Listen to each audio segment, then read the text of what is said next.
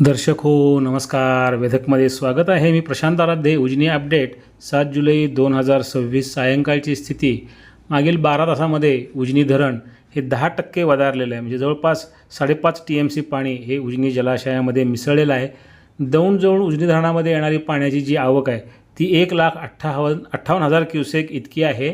तो विसर्ग 1,64,000 क्युसेकपर्यंत पोचला होता. मात्र नंतर हा विसर्ग थोडा कमी होताना दिसतोय. रात्रीपर्यंत उजनी धरण हे उपयुक्त पाणी पातळीत आपला प्रवास सुरू करणार आहे.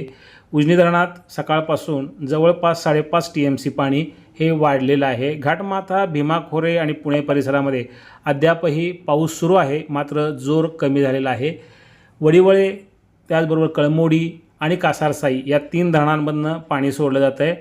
खडकवासला प्रकल्पसुद्धा आता 80% भरलेला आहे. मात्र यातून कालव्यामध्ये पाणी सोडण्याची प्रक्रिया सुरू करण्यात आली आहे. सांडव्यामध्ये म्हणजे धरणातून नदीपात्रात पाणी सोडलेलं नाही. उजनी धरण हे -9% अशा स्थितीमध्ये आहे आणि रात्रीपर्यंत हा प्रकल्प 0 म्हणजे उपयुक्त पाणी पातळीत येईल आणि त्यापुढे तो भरण्यास उपयुक्त पातळीत म्हणजे प्लसमध्ये भरण्यास सुरुवात होणार आहे.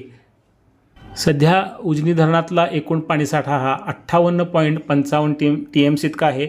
आणखीन 5 TMC पाणी उजनीमध्ये आल्यानंतर ते उपयुक्त पाणी पातळीत भरण्यास सुरुवात होईल. दरम्यान मागील 24 तासामध्ये अनेक धरणांवर म्हणजे भीमा आणि नीरा खोऱ्यामध्ये चांगला पाऊस नोंदला गेलेला आहे.